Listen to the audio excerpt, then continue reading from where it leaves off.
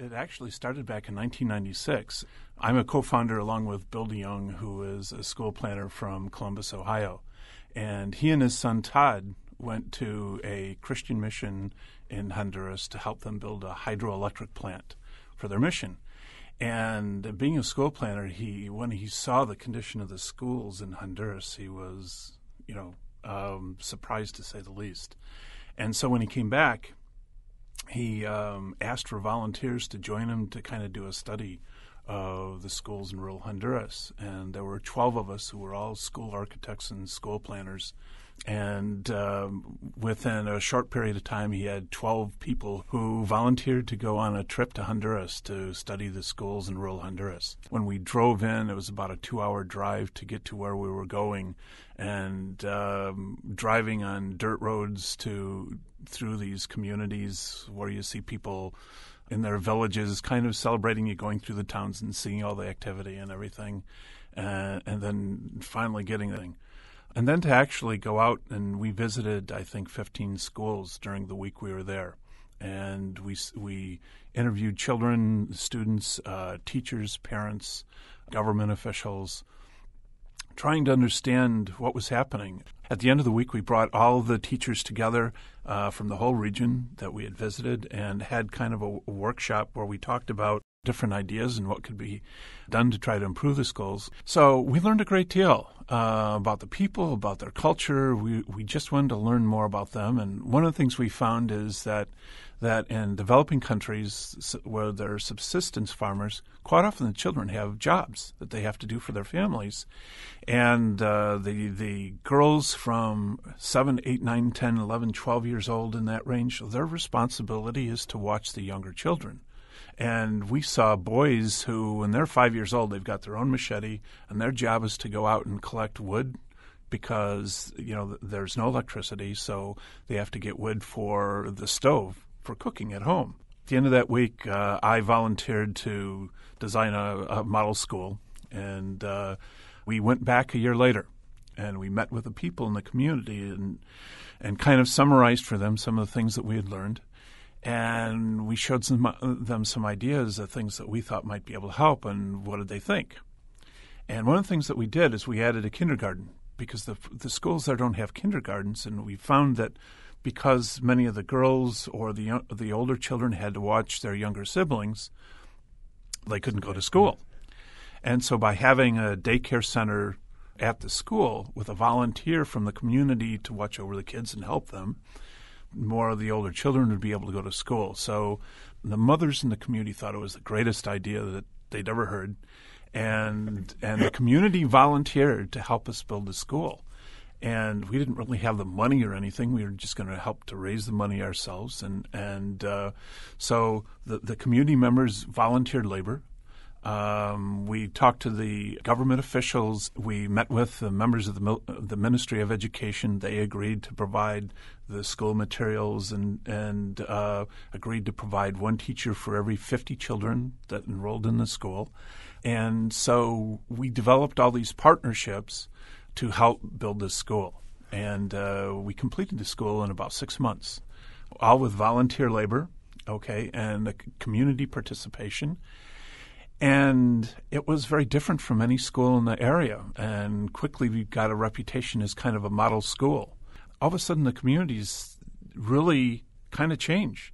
And when they see a new school building built or a school building renovated, they start improving the homes, and you start seeing, we can put concrete floors in our homes. And all of a sudden they start making improvements. Since starting to work in Honduras in 1997, we've built, I think, 6 new schools and renovated over 60 schools, in different communities in Honduras. And in some of those renovations, we've seen communities where the parents get together and they actually form a parent-teachers organization, which they don't typically do in Honduras.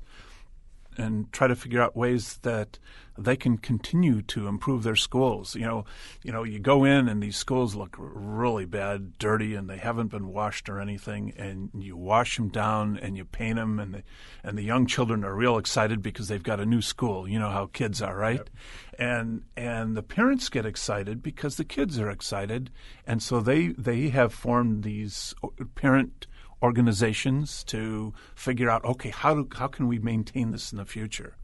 In early 2003, we were working with the new Minister of Education at that time, Carlos Avila, and we were talking about trying to do some long-range planning, and we kind of collectively came to the conclusion that in order to be able to plan the future for schools, we really need to know what we've got right now.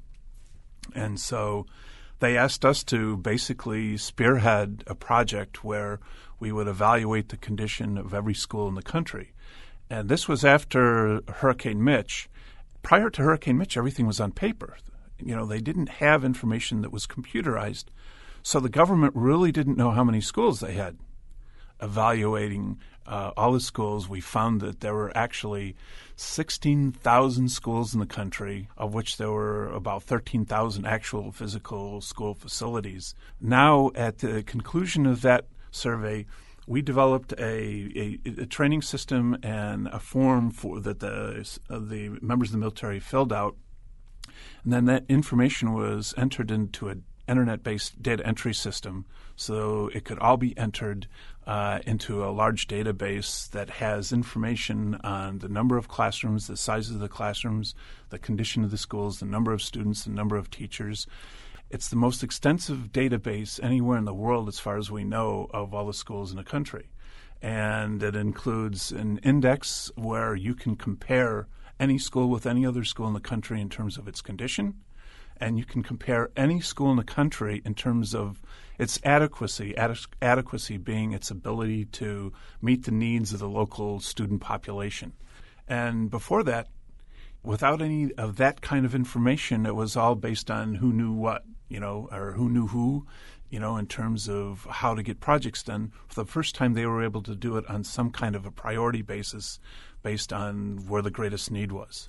It's been one of these things where we are all just a bunch of guys that thought it'd be kind of interesting to study these schools, and once we built the first one, we just decided that we need to keep going and continue to work. And we now have a 501c3, and we have people who have been continuing to work with us for all these years, just trying to help and build schools. We have 2 trips we go on every year. In February and July of every year, we take a 1-week trip to Honduras. During those trips, and it's all kinds of people. We have high school students, college students, housewives, families, whole families come with us. And we work on renovating schools and work with the local government officials. And we encourage the kids to play soccer with the local people so they get to understand them, and the local people show them their homes and how they live and things. I'd love to have people join us because I think that it's an opportunity for anybody that's interested in getting involved in some kind of in visiting a developing country or doing a mission project to do it in a safe way. Basically, the people that go on our trips are able to sleep in beds. We take care of all the water and the food so that it's safe for them. We take care of all the transportation. So it's a way of getting involved in a developing country and doing it in a very safe way, but really seeing what it's like in other countries. The other way people can help is we really do need everybody needs financial resources to help them build schools. Basically, we just raise the money ourselves to build schools.